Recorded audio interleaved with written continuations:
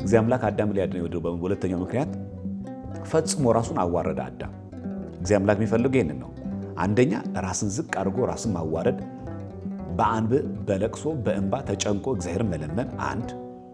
ስለዚህ ጥፋት አጥፍቻለሁ፣ በድያለሁ፣ ጥፋቱ የኔ ነው፣ ኃጢአቱ የኔ ነው፣ አትብላ የተባልኩትን በልቻለሁ ብሎ ማመኑ ያ ፍጥረታትን ግዛ ንዳ የተባለው አዳም እነዛ ግዛ ንዳ የተባሉትን ለሰው የተፈጠሩትን ፀሐይና ጨረቃ ሌሊትና ቀን እንዲያበሩ የተፈጠሩ ፍጥረታትን ተገልብጦ እሱ ሊያመልካቸው ተገደደ። ሰይጣን ሰለጠነበት። ስለዚህ ምን ማድረግ ጀመረ? የሰው ልጅ ፀሐይና ጨረቃ ጭምር ማምለክ ጀመረ። ፀሐይና ጨረቃ እኮ ለሰው ልጅ ነበር የተፈጠሩት፣ ግን ከውድቀት በኋላ ግን እነዛን ፀሐይና ጨረቃን ማምለክ ጀመረ። ለምንድን 5500 ዘመን ቆይቶ ከዛ በኋላ ከድንግል ማርያም ተወልዶ በዚህ ምድር ላይ ተመላልሶ ተሰቅሎ ሞት ነው ያዳነን። ይህን ለመመለስ እግዚአብሔር መሐሪ ነው ስንል እውነተኛ ዳኛም ጭምር መዘንጋት የለብንም። እግዚአብሔር መሐሪ ነው። መሐሪነቱ እውነተኛ ዳኝነቱን አያጠፋውም። ስለዚህ መዳን ማለት ምን ማለት ነው? ከእግዚአብሔር ጋር ያለን ህብረት መመለስ አንድ። ሁለተኛ ደግሞ የማያዳግም ማንኛውም ኃጢአት ማንኛውም በደል ሊሽረው የማይችል ድህነት ሆኖ ማጽናት ነው። እርሱን የምንመስልበት የጸጋ አምላክ የምንሆንበት እድልን መስጠት ነው መዳን ማለት።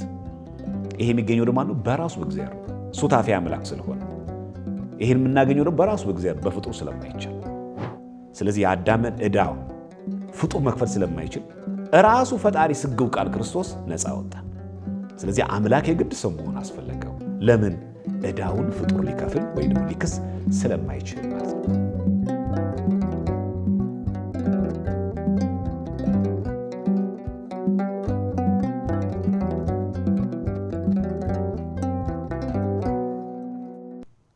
ስለዚህ ወልድም ሥጋ እንደሚለብስ አስቀድሞ ኦሪት ዘፍጥረት ምዕራፍ 3 ቁጥር 22 ላይ እግዚአብሔር አምላክም አለ እነሆ አዳም መልካሙንና ክፉን ለማወቅ ከኛ እንደ አንዱ ሆናል የሚለው ከኛ የተባለው ማን? ከሥላሴ እንደ አንዱ እንደማን? እንደ ወልድ ሆነ። ስግው ቃል ሆነ ማለት።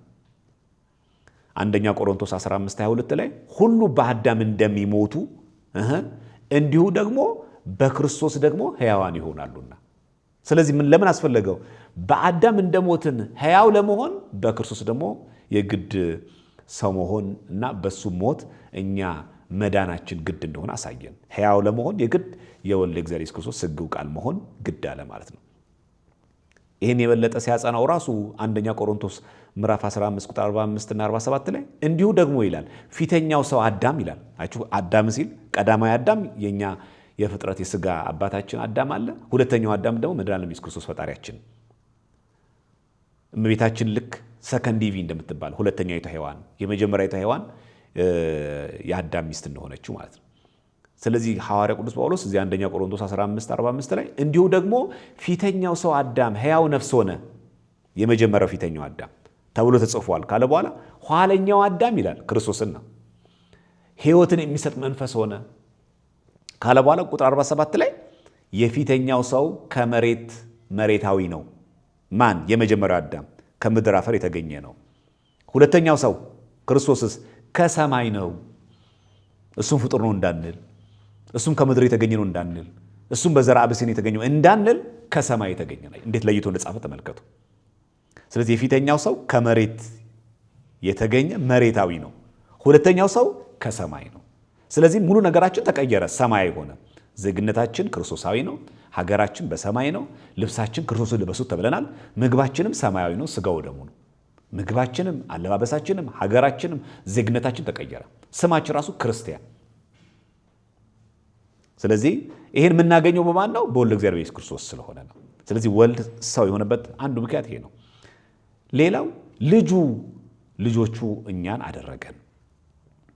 የሰው ልጅ ወደ እግዚአብሔር ቤተሰብነት በጸጋ ልጅ መሆን ያስፈልገው ነበረ። ከእግዚአብሔር ተለይቶ ነበራ። ስለዚህ የእግዚአብሔር ቤተሰብ ለመሆን በጸጋ እግዚአብሔር ልጅ ለመሆን የቅድስት ሥላሴ የጸጋ ልጅነት ያገኘ ነው አካላዊ ቃል ሰው መሆኑ በሥጋ በመገለጡ ብቻ ነው። ከዚህ ውጭ አይቻልም። አካላዊ ቃል በሥጋ ባይገለጥ ኖሮ እኛ የእግዚአብሔር ልጆች መሆን አንችልም። ስለዚህ የእግዚአብሔር ልጅ ኢየሱስ ክርስቶስ በሥጋ ማርያም ተገልጦ እኛን ደግሞ ልጆቹ አደረገን። ይሄንን ቆጵርያኖስ የካርቴጂያ ወይ ይቅርታ ገናው እንዲህ ብሎ ይናገራል። ይሄን በጣም ሲያብራራው ይህ አምላካችን ነው ይላል። ክርስቶስን ይህ አምላካችን ነው ይህ ክርስቶስ ነው ይልና እርሱም በሁለቱ መካከል ያለ መካከለኛ በመሆን ያ ማለት በእግዚአብሔር አብ በእግዚአብሔር መንፈስ ቅዱስና በሰው ልጆች በእግዚአብሔርና በሰው መካከል ያለው የሚለው አንደኛ ጢሞቴዎስ 2:5 ላይ ያለው ሰዎችን ወደ አብ ለማድረስ ይላል የሰውነትን ባህሪ የተዋሃደ ነው። ስለዚህ ወደ አብ የምንደርስበት መካከለኛ ነው። በእኔ በቀር ወደ አብ የሚመጣ የለም ያለው ምን ማለት በእኔ በቀር ማለት በእኔ በወልድ በክርስቶስ ሳያምኑ አንተ አምላካችን አንተ ፈጣሪያችን አንተ አዳኛችን ብሎ በወልደ እግዚአብሔር በስግው ቃል ሳያምኑ ወደ አብ መድረስ በአብ ማመን አይቻልም ማለት ነው። ስለዚህ ሰዎችን ወደ አብ ለማድረስ የሰውነትን ባህሪ የተዋሃደ ነው። ሰው የሆነውን ሁሉ ክርስቶስ ለመሆን ፈቀደ ይልና ይህም ሰው ደግሞ ክርስቶስ የሆነውን እንዲሆን ነው። መጀመሪያ ክርስቶስ ምን አደረገ? ሰው የሆነውን ሁሉ ክርስቶስ ለመሆን ፈቀደ። ከኃጢአት ብቻ በቀር ፍጹም ሰው ሆነ። ስለዚህ ክርስቶስ አምላካችን ስግው ቃል እኛ የምንሆነውን ሁሉ ለመሆን ፈቀደ። ከኛ ሰበብ ምን ይጠበቃል? ሰው ደግሞ ክርስቶስን የሆነውን ሁሉ እንዲሆን ግድ አለው። ለዚህ ነው ጴጥሮስ በመልእክቱ ፍለጋውን ትከተሉ ዘንድ ክርስቶስ ምሳሌ ትተውላችሁ ሄደ። ስለዚህ እሱ ከሰማያት ሰማያት ወርዶ ከድንግል ማርያም ተወልዶ ሰው የሆነውን ሁሉ ከኃጢአት ብቻ በቀር ሆነ። እኛም ደግሞ ልክ እንደዚሁ እሱ እኛን ለመሆን ከፈቀደ እኛም ደግሞ እሱን ለመምሰል መፍቀድ ግድ መሆን አለበት ማለት ነው። ስለዚህ ለዚህ ነው ቆጵርያኖስ ብሎ ገለጸው ባጭር ቃል ሰው የሆነውን ሁሉ ክርስቶስ ለመሆን ፈቀደ ይልና ከኃጢአት ብቻ በቀር ይህም ሰው ደግሞ ይላል ራሳችን እኛ ሰዎች ደግሞ ክርስቶስ የሆነውን ሁሉ እንድንሆን እሱ እንድንመስል ብርሃነ ዓለም ቅዱስ ጳውሎስ እኔ ክርስቶስ እንደምመስል እናንተ ምሰሉ እንዳለው እሱ እኛን መስሎናል ክርስቶስ ወልድ፣ እኛ ደግሞ እሱ መምሰል አለብን። ለዚህ አምላክ ሰው መሆን ግድ አስፈለገው ማለት ነው። እሺ ስለዚህ እግዚአብሔር ዓለምን ያድነው ዘንድ ወደደ። ስለዚህ በይቅርታው ብዛት ይላል የኛ መቅደመ ወንጌል ትርጓሜ ላይ የኛም የኢትዮጵያ ሊቃውንት መተርጉማን በይቅርታው በቸርነቱ ብዛት እግዚአብሔር ዓለምን ማዳን ወዶ ይላል ካለመኖር ወደ መኖር አምጥቼ የፈጠርኳቸው ፍጥረቴ ናቸው ብሎ አዘነልን። እውነት ነው አምላካችን እግዚአብሔር እኛን ለማዳን ወደደ። ከሰማይ በታች ባሉ ፍጥረታት ሁሉ አሰልጥኞ አልነበረ እንዴ? ስለዚህ ወደ ሰይጣን ምርኮኝነት መሄዳችን አይቶ በጣም መጎሳቆላችን አይቶ ወደ ጽኑ አገዛዝ ወደ ሰይጣን ባርነት እንደገባን አውቆ በቸርነቱ በይቅርታው ብዛት ለሰው ልጆች እግዚአብሔር አምላክ አዘነልን። ስለዚህ ምን አደረገን? ከቁራኝነት አዳነን፣ ባማረ በተወደደ ፍርድ አዳነን። በጣም የሚገርማችሁ ነገር ከጌትነት ወገን በምንም በአምላክነቱ ድል አልነሳውም ክርስቶስን ሰይጣንን። በምንድን ነው ድል የነሳው? እንግዳ በሚሆን ተዋርዶ በሰራው ስራ እንጂ። እሷም በምንድናት? ከጥበብ በሚበልጥ ጥበብ ከእውቀት በሚበልጥ እውቀት ዓለምን ከፈጠረበት ጥበቡ ሰው ያዳነበት ጥበቡ ይበልጣል። ይህን እዚህ ሀተታ መቅደመ ወንጌል ላይ እናገኛለን።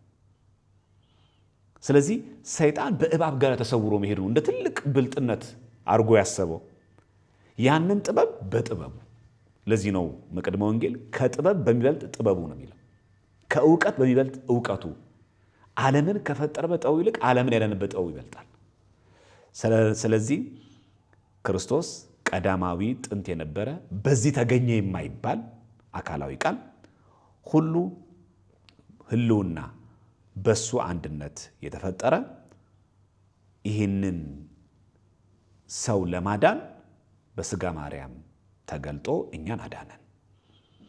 ልክ ሰይጣን በተንኮል በስጋ ከይሲ እንደተሰወረ በባህሪያችን እንደሰለጠነብን እኛም ከፍዳ መዳናችን ቃል እግዚአብሔር በባህሪያችን እንዲዋሃድ ክርስቶስ ስጋን ለብሶ ስጋን ተዋህዶ እኛን የሰው ልጆችን አዳነን።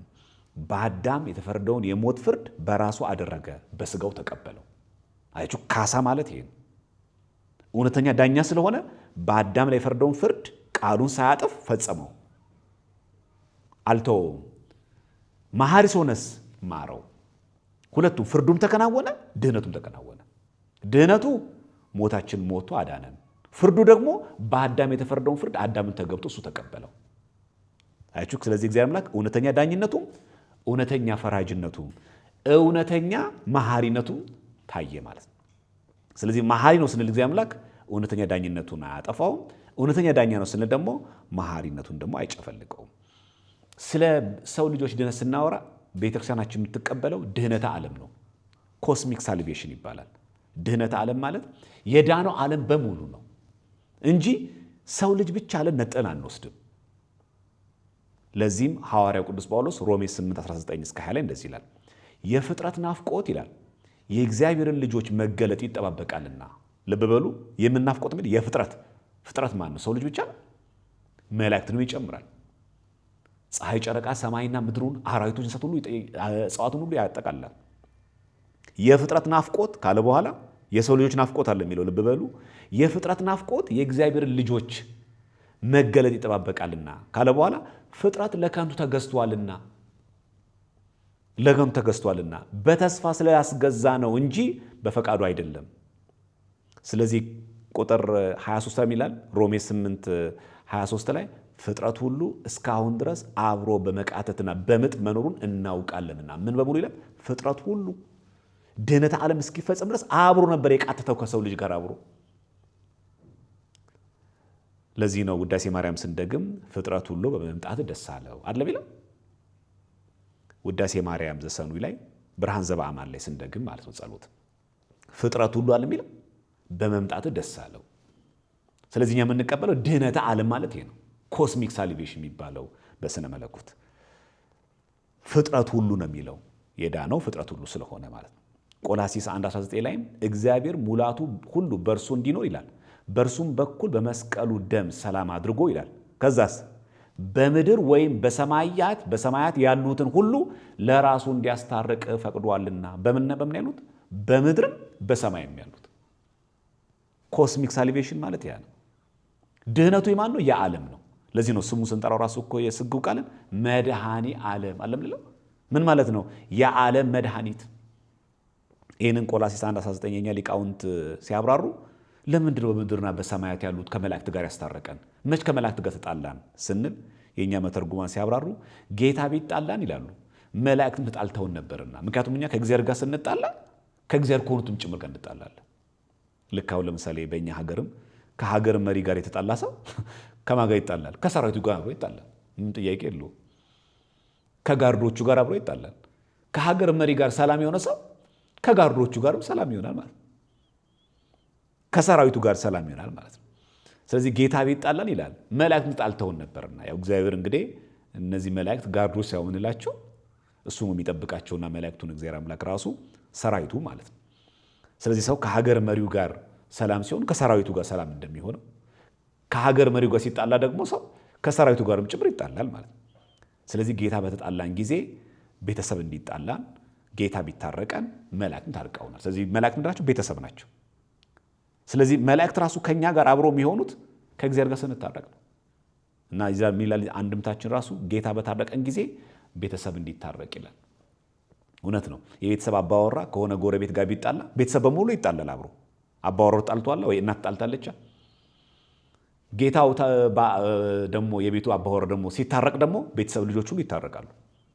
ልክ እንደዚህ ሁሉ እኛ ከእግዚአብሔር ጋር ስንጣላ ከእግዚአብሔር ከሆኑት ከመላእክት ጋር ተጣልተን ነበረ።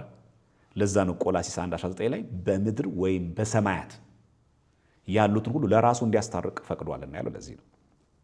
ሃይማኖተ አበው ዘቅዱስ ቄርሎስም ይህን ሲያጸና ሰው በመሆኑም ይላል ክርስቶስ ዓለምን ለማዳን ታመመ። ምን ለማዳን ነው የሚለው? ዓለምን ነው የሚለው። እኛ የምንቀበለው ድህነተ ዓለምን። ሰው በመሆኑም ዓለምን ለማዳን ታመመ ቢባልም ይላል እርሱስ የአብ አንድ ልጁ ነው ፍጡርም አይደለም ይላል። እውነት ነው። ያዳነን ኢየሱስ ክርስቶስ ፈጣሪ እንጂ ፍጡር አይደለም። አንደኛ ይሄ ነው። ሁለተኛው ድህነታችን ዘላለማዊ ነው። ልብ በሉ፣ ድህነት የዓለም ነው ብለናል። ለዚህ ነው መድኃኔ ዓለም የምንለው። ሁለተኛው ደግሞ ድህነት ዘላለማዊ ነው። ምን ማለት ነው? ዘላለማዊ ማለት ድጋሚ መሰቀል የሚያስፈልገው ድህነት አይደለም። የሚያረጅ ድህነት አይደለም። በየዓመቱ መስዋዕት እየቀረበ የሚቀርብበት ድህነት አይደለም። ፍጹም የሆነ የማይደገም ዘላለማዊ ድህነት ነው። ምንም ኃጢአት ቢሰራ ከየትኛውም ቤተ እምነት ወደ ኦርቶዶክሳዊት ንጽሕት ወደ ሆነችው ቤተክርስቲያን ቢመጡ በል እንደባለፈው ውረድ ተወለድ ተሰቀል ሙት አይባልም። ድህነቱ ዘላለማዊ ነው። የማያረጅ ጽኑ አስተማማኝ የሆነ የማይናወጽ ነው። ይህንንም በማርቆስ ወንጌል 16:8 ላይ እናገኘዋለን። ከዚህም በኋላ ይላል ኢየሱስ ራሱ ይላል ለዘላለም ድህነት የሚለው ልብ በሉ፣ ለዘላለም ድህነት የሆነውን ነው ይለው የሆነውን የማይለወጠውን ቅዱስ ወንጌል ከፀሐይ መውጫ እስከ መጥለቂያው ድረስ በእጃቸው ላከ ይላል። ለምን ድህነት የሚለው ወንጌል ለዘላለም ድህነት። ስለዚህ ድህነታችን ዘላለማዊ ነው። ከዚህም በኋላ ኢየሱስ ራሱ ነው የሚለው ለዘላለም ድህነት የሆነውን የማይለወጠውን ቅዱስ ወንጌል። ስለዚህ ቅዱስ ወንጌል አታረጅም፣ በዛ ላይ አትለወጥም፣ ውላጤ የለባትም። ያደነን አምላክ እንደማይለወጥ የሰጠንም ቅዱስ ወንጌል አይለወጥም። ከፀሐይ መግቢያ እስከ መጥለቂያ ድረስ ወንጌል እንዲሰብኩ ድህነቱ ደግሞ ዘላለማዊ እንዲሆን አያረጅም ማለት ነው። ወይኔ እግዚአብሔር አምላክ ይህን ሰርቼ ይቅር ይለኝ ይሆን? ይህ ኃጢአት ሰርቼ ይህ ሁሉ በደል ተበድሎ የዓለም ሁሉ ኃጢአት ቢሰበሰብ የባለፈውን የመስቀለ ሞቱን ድህነት ያሽረዋል? ምንም ጥርጥር የለውም።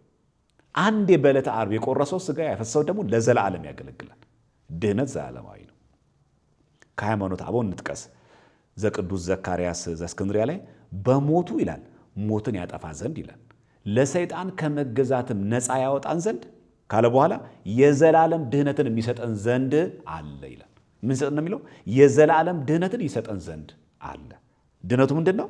የዘላለም ድህነት የማያረጅ ድጋሚ ክለሳ የማያስፈልገው ነው። ስለዚህ የመጀመሪያው የምናየው በኦርቶዶክሳዊት በተለይ በኢትዮጵያ ኦርቶዶክሳዊት ተዋሕዶ ቤተክርስቲያናችን ድህነት እንዴት የተፈጸመው ስንል በቅድስት ሥላሴ ፈቃድ ድህነት ተፈጸመ ብለን እናምናለን። የተፈጸመው በቅድስት ሥላሴ ፈቃድ ነው።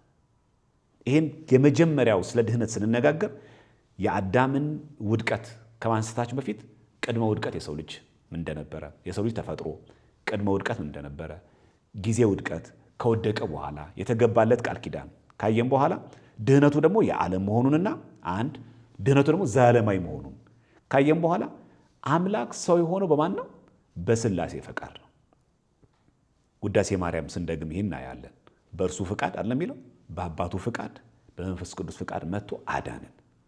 የሥላሴ ፈቃዳቸው ስንት ናት? አንዲት ናት። ለዚህ ነው ሃይማኖተ አበው አሐቲ ስምረቶሙ ለሥላሴ ይላል። የሥላሴ ፈቃዳቸው አንዲት ናት። በማን ፈቃድ አዳነን? በእርሱ ፍቃድ አንድ፣ በአባቱ ፍቃድ በመንፈስ ቅዱስ ፍቃድ። ምን ማለት በእርሱ ፍቃድ ማለት? ተገዶ አይደለም ሰው የሆነው፣ ታዞ ብቻ አይደለም ሰው የሆነው፣ እንዲያርግ ተብሎ ተገዶ አይደለም የሆነው፣ በራሱ ፍቃድ በወልድ በአብ ፍቃድ በመንፈስ ቅዱስ ፍቃድ ማለት ነው። ውዳሴ ማርያም ይህንን ሲተረጉም ውዳሴ ማርያም ይህንን በሱ ፍቃድ በአባቱ ፍቃድ በመንፈስ ቅዱስ ፍቃድ መጥቶ አዳነን የሚለው በግድ ሰው ሆነ የሚሉ መናፍቃን አሉና ይላል፣ እስመ ፈቃዱ አለባቸው ይላል። ስለዚህ ክርስቶስ ሰው የሆነው በራሱ ፈቃድ ነው።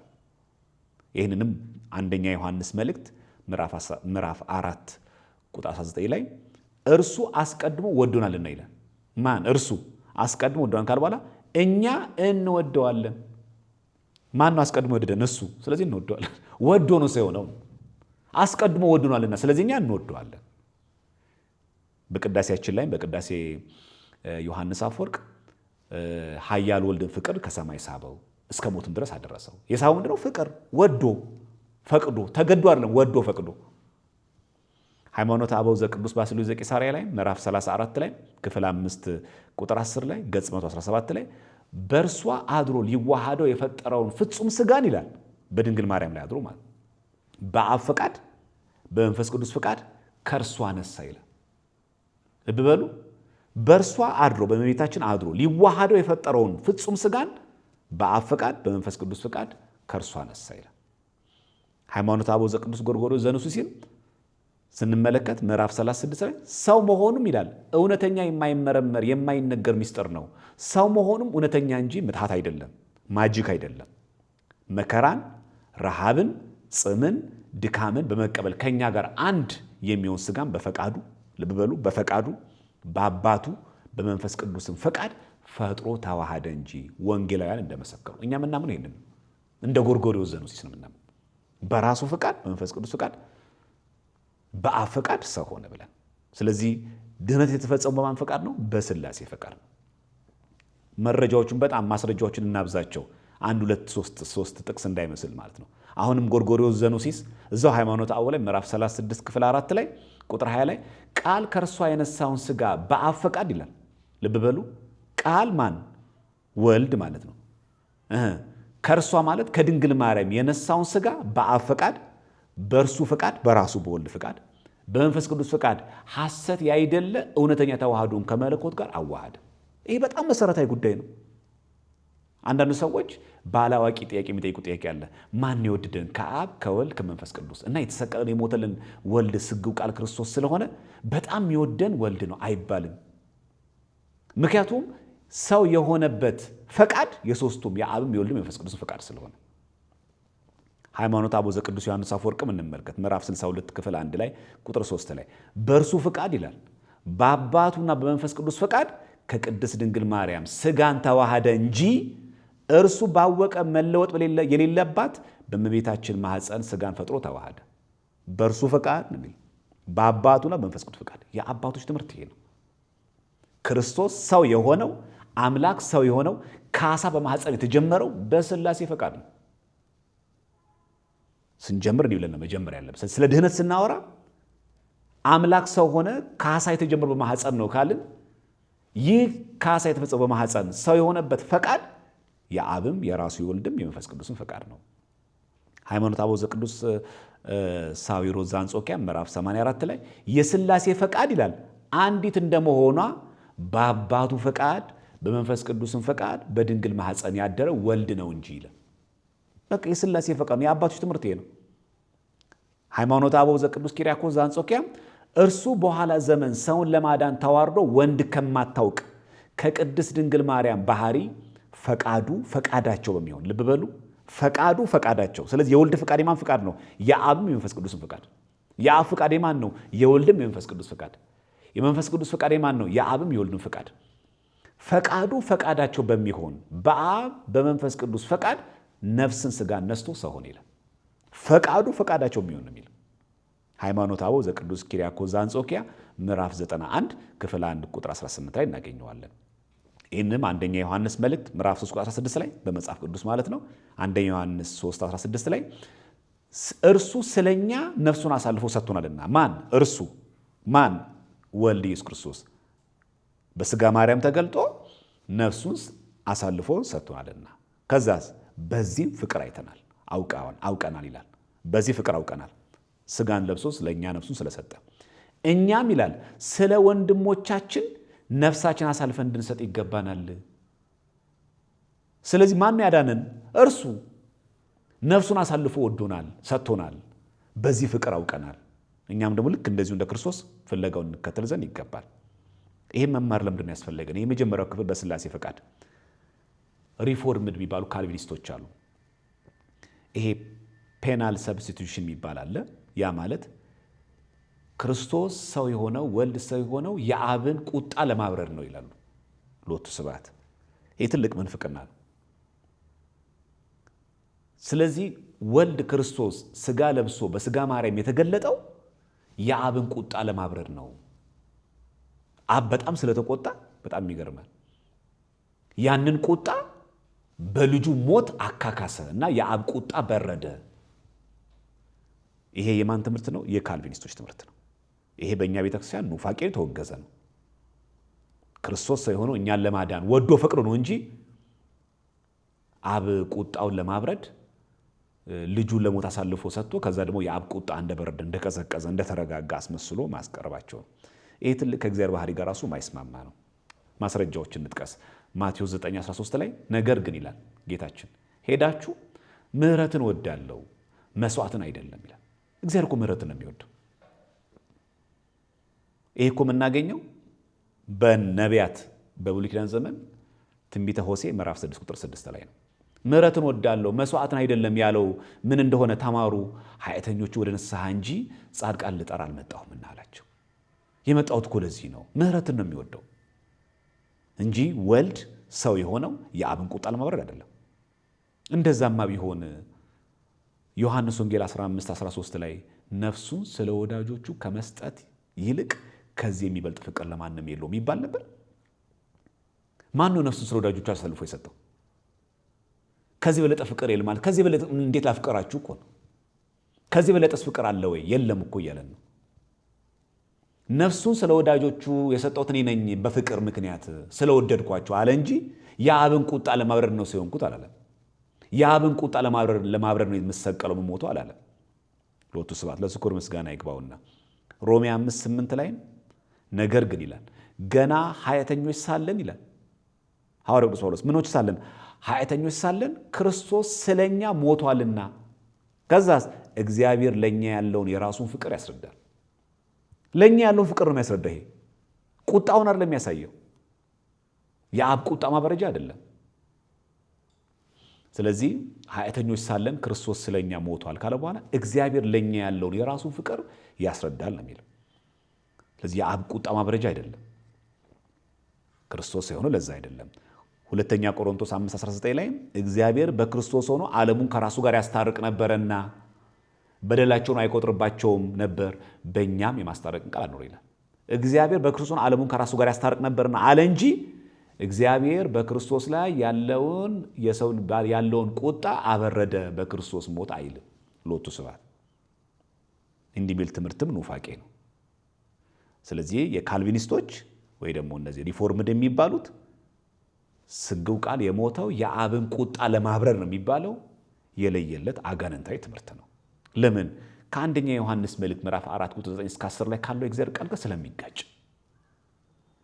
ብዙ ሰዎች ይህንን ትምህርቶች በደንብ ስለማናውቅ የኦርቶዶክስና የሌሎች ቤተ እምነቶች ያለን ልዩነት የእንትን ይመስለናል። እመቤታችን ቅድስት ድንግል ማርያም ታማልዳለች አታማልድም፣ ገድላት ድርሳናት ላይ በታቦት በጸበል በመስቀል በቅዱሳት ስዕላት ብቻ ይመስለናል። እንደዚህ አይነት ዶግማቲክ ትምህርቶች በጣም መሰረታዊ ልዩነቶች እንዳለን ብዙዎቻችን አናውቅም። ግን መሰረታዊ ልዩነታችን ይሄ ነው። አንደኛ ዮሐንስ መልእክት 4:9-10 ላይ እንደዚህ ይላል። በዚህ ይላል የእግዚአብሔር ፍቅር በእኛ ዘንድ ተገለጠ። ልብ በሉ።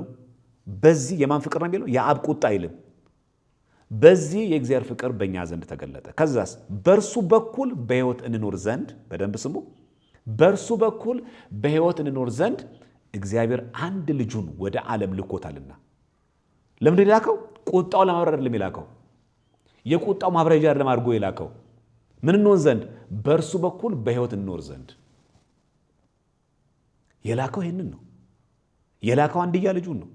ለምን? እኛ በሕይወት እንኖር ዘንድ። ማማ በእርሱ እግዚአብሔር አንድ ልጁን ወደ ዓለም ልኮታልና ካለ በኋላ ፍቅርም እንደዚህ ነው አለ። አይገርምም? ፍቅር እንደዚህ ነው። እግዚአብሔር እርሱ ራሱ እንደወደደን ስለ ኃጢአታችንም ማሰሪያ ይሆን ዘንድ ልጁን እንደላከ። ለምን? ለኃጢአታችን ስርየት ልጁን እንደላከ እንጂ እኛ እግዚአብሔር እንደወደድ ነው አይደለም። እኛ ስለወደድ ነው፣ እኛ ፍቅር ስለነበረን፣ እኛ ስለምናመልከው፣ እኛ በትእዛዛቱ ስለሄድን አይደለም። ጠላቶቹ ስለን የወደደን ፍቅር እንደዚህ ነው። ስለዚህ እርሱ ራሱ እንደወደደን ምን አድርጎ ኃጢአታችን ማስተሰሪያ የሆን ዘንድ ማን ላከ? ልጁን እንደላከ ነው ያለው እንጂ የቁጣው ማብረጃ አይልም። ስለዚህ ክርስቶስ የሞተው የተሰቀለው የአብን ቁጣ ለማብረድ ነው የሚባለው አጋንንታዊ የካልቪኒስት ትምህርት ነው። የበለጠ ደግሞ የዮሐንስ ወንጌል 3:16 ላይ በእርሱ የሚያምን ሁሉ አይደለም የሚለው የዘላለም ሕይወት እንዲኖረው እንጂ እንዳይጠፋ እግዚአብሔር አንድያ ልጁን እስኪሰጥ ድረስ ዓለሙን እንዲሁ ወዷልና የሚል ወዶ እኮ ነው የሰጠው። አንደኛ ልጁን አይልም እኮ አንድያ ልጁን ነው የሚለው። እንዲሁ ወዷልና ነው የሚለው። የአብ ቁጣ ማብረጃ አድርጎ ላከው አይልም። የፍቅሩ መገለጫ ነው። ኃያል ወልድን ፍቅር ከሰማይ ሳበው እስከ ሞትም ድረስ አደረሰው የሚለው ዮሐንስ አፈወርቅ ቅዳሴ ላይ ምናየው ፍቅሩን ነው እንጂ የአብ ቁጣ ማብረጃ አድርጎ አላከው ማለት ነው። ሁለተኛው በስላሴ ፈቃድ ሰው ዳነ ስንል ከስላሴ ዘንድ እርቅ ፍቅር ደግሞ ተደረገልን። ስለዚህ ድህነቱ ራሱ ሲፈጸምልን እርቁም ፍቅርም አንድነትም ከስላሴ ዘንድ ተደረገልን። ይህንንም አባቶቻችን መጽሐፈ ኪዳን ላይ ኪዳን ዘነግን ሴል ስለከ ላይ እንደዚህ ይላሉ። ከአባት ዘንድ ፍቅር አደረክልን አይልም? ከአባት ዘንድ ፍቅርን አደረክልን በመካከላችን አስታረክን ይላል። ከአባት ዘንድ ምን ተደረገልን? ፍቅር ተደረገልን። ስለዚህ አምላክ ወሰብ ሆነ ማለታቸው ነው። ትርጓሜ አንድምታው ሲያብራራ አምላክ ወሰብ ሆነ ከአባት ጋር ያስታረከን አንድ ያደረከን። ያ ማለት ነው በሰውና በእግዚአብሔር መካከል አንድ አለ፣ እሱም መካከለኛ የሆነው እርሱም ሰው የሆነ ክርስቶስ ኢየሱስ ነው ይላል አንደኛ ጢሞቴዎስ 2:5። ይህን ነው ሜንሽን የሚያደርገው ራሱ መጽሐፈ ኪዳን ትርጓሜ አንድምታው ላይ በሰውና በእግዚአብሔር መካከል ያለ መካከለኛ አንድ አለ። ለዚህ ነው አምላክ ወሰብ ሆነ ነው። ሰውም ፍጹም አምላክ ፍጹም ሰው ሆነ ከአባት ጋር ያስታረከን አንድ ያደረከን። አንተ ማስታረቅ ማለት አንድ መሆን። ተጣልተን ነበረ፣ እርቅ ተከናወነ። ስለዚህ አስታረከን ማለት እርቅ ተከናወነ ማለት ጥል ነበር ማለት ነው። ጥል የሌለበት እርቅ ተከናወነ አይባልም። ጥል ነበር ማለት ፍቅር ነበር ማለት ነው። ምክንያቱም ፍቅር የሌላቸው የማይዋደዱ ሰዎች ተጣሉ አይባልም። መንገድ ላይ የምንሄዱ ተጣላን አይባልም፣ አናቆማ። ስለዚህ እርቅ አስታረቀን ማለት ጥል ነበር ማለት ነው። ጥሉ ምን ነበረ? የጥል ግድግዳው ምን ነበረ? አትብሉ የተባለውን ዕፀ በለስ መብላታችን። መጀመሪያ ግን ፍቅር ነበር። ምን? በገነት ትእዛዘ እግዚአብሔርን ጠብቀን የቆየንበት በቤተክርስቲያናችን ታሪክ 7 ዓመት የቆየንበት ያ ፍቅር ዕፀ በለስ ስንበላ ወደ ጥል ጥልን ደግሞ መስቀሉ ደግሞ አስታረቀን። ስለዚህ ከአባት ጋር አስታረከንና ምን አደረከን? አንድ አደረከን። ኪዳን ላይ ጸሎታችን ይሄ ነው። ስለዚህ ስለ ድህነት ስናወራ ከስላሴ ምን ተደረገልን? እርቅን፣ ፍቅርን፣ አንድነት ተደረገልን ብለን የምናምነው ለዚህ ነው። ከዚህ ጋር ተያይዞ ሃይማኖተ አበው እልመስጦ አግያ ላይ በተለይ መጀመሪያ ትምህርተ ኅቡዓት እንጥቀስና ትምህርተ ኅቡዓት ላይ ቁጥር 9 ላይ እናገኘዋለን። ይሄንን ሃይማኖተ አበው ላይ ደግሞ እልመስጦ አግያ የሚባል ክፍል አለ። ምዕራፍ 5 ላይ እናገኘዋለን። በስጋ ወደሙ የተዛመዱት በጸሎተ ቅዳሴም ስሙን የሚጠሩት ማን እንደሆነ በዝነ ልቦናቸው ቢያውቁ ቢረዱ ይጠቀማሉ ነው ይላል። እቻው የምናገኛት ሃይማኖተ አበው ላይም አለ፣ እልመስጦ አግያ ላይ፣ ትምህርተ ኅቡዓት ላይም አለ። በደንብ ስሟት። ለምንድን ነው ሃይማኖተ አበው የሚነበብልን ቅዳሴ ላይ ቁርባን ከመቁረቡ በፊት? ወይ ደግሞ ትምህርተ ኅቡዓት ለምን ይነበባል? ለምን ነው የምንሰማው? ዋናው ዓላማው ምንድን ነው? ስጋው ደግሞ ከመቀበላችን በፊት ስለ ስጋው ደግሞ እንድናውቅ ነው የተፈለገው። ይህንን ሲያብራራ እንደሚለው በስጋ ወደሙ የተዛመዱት ከማን ጋር የምንዛመደው? ስጋው ደግሞ ስንቀበል ከወልድ ጋር ብቻ ነው? ከአብ ጋር ብቻ ነው? ከመንፈስ ቅዱስ ጋር ብቻ ነው? ወይስ ከሥላሴ ጋር የምንዛመደው? ከማን ጋር እንደምንዛመድና በጸሎተ ቅዳሴ ደግሞ ስሙን የሚጠሩት ማን እንደሆነ በእዝነ ልቦናቸው፣ ይሄ በዚህ በስጋዊ በአፋዊ ጆሮአችን አይደለም፣ በልቦናቸው ጆሮ ቢረዱት ቢያውቁ ይጠቀማሉና ሚለውን ሲያብራሩት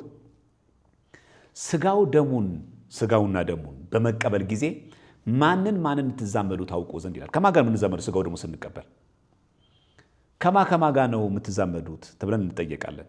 ያወቅነው ከሆነ ብለን እንመልሳለን። ከሶስቱ አካላት በደንብ ስሙ። ከሶስቱ አካላት አንዱ አካል ተለይቶ 5500 ዘመን ሲፈጸም ወደዚህ ዓለም መጥቶ ባህሪያችንን ባህሪ አካላችንን አካል አድርጎ ስጋውን ቆርሶ ደሙን አፍሶ ሰጥቶን ያንን ተቀብለን አይቹ ስጋ የለበሰው ማን ነው? ስጋው ቃል አንዱ ወልድ ሶስቱ ስጋ ለበሰው አንልማ። ባህሪያችንን ባህሪ አካላችን አካል አድርጎ ስጋውን ቆርሶ ደሙን አፍሶ ሰጥቶን ያንን ተቀብለን ከሶስቱ ጋር አንድ እንሆናለን ብለው ይመልሳሉ። ያወቀ ሰው እንደዚህ የሚመልሰው ልብ በሉ። ያንን ተቀብለን ከማን ጋር ነው የሚለው? ከሶስቱ ጋር። ከማን? ከአብም ከወልድም ከመንፈስ ቅዱስ ጋር። ስለዚህ በቤተክርስቲያናችን ስለ ድህነት ስናወራ ፍቅር፣ አንድነት የምናገኘው በስጋው ደግሞ ከማን ጋር ነው? ከሥላሴ ጋር ጭምር ነው። ስለዚህ ምን ይላል ራሱ? ስጋውን ቆርሶ ደሙን አፍሶ ሰጥቶን ያንን ተቀብለን ከሶስቱ ጋር አንድ እንሆናለን ብለው ይመልሳሉ። ስለዚህ ካላወቁስ እንዲያውቁ ሃይማኖተ አበው እንዲያውቁ ትምህርተ ኅቡዓት ይነበብላቸዋል። ይህን ትምህርተ ኅቡዓት ትርጓሜ አንድምታ ቁጥር 36 ገጽ 21 ላይ እናገኘዋለን ማለት ነው። ስለዚህ ፍቅር አንድነት ተደረገልን ከማ ጋር ስጋው ደግሞ ስንቀበል የምንዛመደው ከሥላሴ ጋር ነው የሚለውን እንድናውቅ ነው። ቅዳሴያችን ላይም የባስልዮስ የምስጋና ጸሎት ላይ ለእኛ በጎ ነገር ያደረገ ይቅር ባይ እግዚአብሔርን እናመሰግነዋለን ይላል አለ ካህኑ። ይቅር ባይ የጌታችንና የአምላካችንን እና የመድኃኒታችን ኢየሱስ ክርስቶስ አባት ሰውሮናልና ከእንደገናስ ረድቶናልና ጠብቆ አቅርቦናልና ወደ እርሱም ተቀብሎናልና አጽንቶ ጠብቆናልና እስከዚህ ሰዓት አድርሶናል። አሁን የባስልዮስ የምስጋና ጸሎት ነው መጽሐፈ ቅዳሴ ላይ ቁጥር 31 ላይ የምናገኘው። ይህንን እኛ መተርጉማ ሲተረጉሙ ለእኛ በጎን ያደረገልን እግዚአብሔር አብን እናመሰግነዋለን። ምን ያደረገልን? በጎ ያደረገልን። የቅድሙ እዚህ ጋር ይመጣል ማለት ነው። የአብ ቁጣ ማብረጃ የሚለውን የካልቪኒስቶች ትምህርት የክርስቶስ ሞት የአብ ቁጣ ማብረጃ አይደለም። አብ ለእኛ ምን ያደረገልን ነው? በጎን ያደረገልን። ቅዳሴያችን የሚናገር ይህንን ነው። ርዕሳችንም የኢትዮጵያ ኦርቶዶክሳዊት ተዋሕዶ ቤተክርስቲያናችን የነገረ ድነት ትምህርትን በደንብ የሚገባ ማወቅ ነው። ብዙዎቹ እንደሚናገሩት ነገረ ድነት እናንተ አትመሰክሩም፣ አትናገሩም፣ እናንተ በጣም ስለ ድነት ማውራት ይከብዳችኋል፣ እናንተ ብዙ የምታወሩት ስለ ቅዱሳን ብሎ የሚናገሩት ሰዎች የመሬቷ ኦርቶዶክስ የትኛዋ ናት ለሚሉ ሰዎች ይሄ መልእክት ይድረሳቸው ማለት ነው። ለዛም ነው ወደ ቅዳሴው ስርዓተ ቅዳሴ ንባቡና ትርጓሜ ስንመጣ ጸሎተ አኮቴት ዘቅዱስ ባስልዮስ ላይ ምዕራፍ 7 ላይ አንድም ይላል ለእኛ በጎ ነገር ያደረገልን እግዚአብሔር አብን እናመሰግነዋለን። ካልሆነ በልጁ ሕልው ሆኖ ልብ በሉ በማን ሆኖ በልጁ ህልው ሆኖ አብ በእኔ እንዳለ እኔም በአብ እንዳለ እመኑ እንዳለው ማለት ያደረገውን የህልውናውን ነው ይልና ልጅነትን ልብ በሉ ልጅነትን ስጋውና ደሙን መስጠቱን ነው። ስለዚህ በልጁ ሰው በልጁ ህልው ሆኖ ልብ በሉ በልጁ በክርስቶስ ህልው ሆኖ ልጅነትን የሰጠን ስጋው ደሙን የሰጠን እሱ ነው። ወአቅረበን ይላል አቀረበን ምን ማለት ነው? በልጅነቱ ደርሶ አቅርቦናልና። እቺ አሁን ጸሎተ ቅዳሴ የምትገኝ ናት። ሁላችን እንሰማለን ካህኑ ሲላት። ስለዚህ ድህነታችን የጭምር ያካትታል። ሃይማኖተ አበው ዘቅዱስ ዲዮናስዮስ ዘአቴና ላይም ከአካሎቻቸው በአንዱ አካል በእውነት ተዛምደናል። ልብ በሉ አሁን እዚህ ጋር ከአካሎቻቸው ይላል። ሥላሴ በአካል ስንት ናቸው? 3 ከአካሎቻቸው ካለ በኋላ በማን በአንዱ አካል በእውነት ተዛምደውናልና ነው የሚለው። ተዛምዱናል አይደለም፣ ለአንድ አይደለም፣ ተዛምደውናልና። እነማን? ሥላሴ። በማን በኩል? ከአካሎቻቸው በአንዱ አካል በወልድ ሰው መሆን ተዛምደውናልና። ስለዚህ የአምላክ ሰው መሆን ዝምድናችን፣ ልብ በሉ የአምላክ ሰው መሆን አንድነታችን ከማን ጋር ነው? ከሥላሴ ጋር ነው። ይህን የምናገኘው ሃይማኖተ አበው ነው የዲዮናስዮስ ዘአቴና። ያ ማለት ዘአርዮስፋጎስ የሚባለው ዲዮናስዮስ ቅዱስ ጳውሎስ ያንን አስተምሮ አጥብቆ የመጀመሪያው ክፍለ ዘመን ጳጳስ የነበረ በሐዋርያው በቅዱስ ጳውሎስ የተሾመ ሰው እዚህ ሃይማኖተ አበው በራሱ ስም የአቴናው ሊቀ ጳጳስ ሆኖ ስለተሾመ ሃይማኖተ አበው ዘቅዱስ ዲዮናስዮስ ዘአቴና ምዕራፍ 10 ክፍል 1 ላይ ቁጥር 15 ላይ እናገኘዋለን። ከአካሎቻቸው በአንዱ አካል ነው የሚለው። በእውነት ተዛምደውናልና በአንዱ አካል ሥላሴ ተዛምደውናል። ምክንያቱም ሰው የሆነው ማን ነው? ከሦስቱ አካል አንዱ አካል ስለሆነ። ለዚህ ነው ሦስቱም አካላት አብም ወልድ መንፈስ ቅዱስ ሥጋ ለበሱ እንዳንል ከአካሎቻቸው በአንዱ በወልድ በእውነት ተዛምደውናልና ካለ በኋላ በሰው ማደርን መረጡ። በአብ በመንፈስ ቅዱስ ፍቃድ ወልድ ልብ በሉ በአብ በወልድ በመንፈስ ቅዱስ ፍቃድ ወልድ ዋህድ ኢየሱስ ክርስቶስ ሰው ለመሆን በቃ። ሰው የሆነው ማን ነው? ወልድ ዋህድ በንጽሕት ድንግል ማርያም ማኅፀን አደረ፣ ድንቅ በሆነ ምስጢር ከእርሷ ተወለደ ይለናል። ለዚህ ነው ሁለተኛ ዮሐንስ ወንጌል ሁለተኛ ዮሐንስ መልእክት ምዕራፍ 1 ቁጥር 9 ላይ ለሚወጣ ሁሉ ይላል በክርስቶስም ትምህርት ለማይኖር ሰው አምላክ የለውም ካለ በኋላ በክርስቶስ ትምህርትም ለሚኖር አብና ወልድ አሉት። ኢየሱስ ብቻ አይደለም የምንለው እኛ ማለት ለሚወጣ ሁሉ ነው የሚለው። በክርስቶስ ትምህርትም ለማይኖር ሰው አምላክ የለውም። በክርስቶስ ትምህርት ለሚኖር ሰውስ በእውነተኛው ርትዕት ትምህርት ለሚኖር ሰው አብና ወልድ አሉት። እዛው አንደኛ ዮሐንስ መልእክት 2:23 ላይ ምዕራፍ 2 ቁጥር 23 ላይ ወልድን የሚክድ ሁሉ ይላል አብ እንኳ የለውም ነው የሚለው። በወልድ የሚታመን አብ ደግሞ አለው። ስለዚህ በዚህ አጋጣሚ ኦንሊ ጂሰስ ኢየሱስ ብቻ ተብሎ አንድ ገጽ የሰባሊዮስ ትምህርት የተወገዘ መሆኑን እናውቃለን። ዮሐንስ ላይ ነገረን። ፍቁረ ጊዜ እኮ ነው። ጌታ የወደው የነበር ደቀ መዝሙር ነው ዮሐንስ። በመልእክቱ የነገረን ምን ብሎ ነው? ወልድን የሚክድ ሁሉ ምን የለውም? አብ እንኳ የለውም። በወልድ የሚታመን ደግሞ ምን አለ? አብ አለው። ስለዚህ በወልድ የምታመን ከሆነ አብ አለው። ስለዚህ ወልድን ስትክድ አብም የለህም። ይህን የሥላሴ ትምህርት ምን ያክል ጥልቅ እንደሆነ ከመልእክቱ እንረዳለን ማለት ነው። ቀጣዩን ክፍል በሚቀጥለው ክፍል እንነጋገራለን። ሰላም እግዚአብሔር ከሁላችን ጋር ይሁን። ሁላችንም ከነማህተባችን ለክብር ሞት ያብቃን። ወስብሐት ለእግዚአብሔር።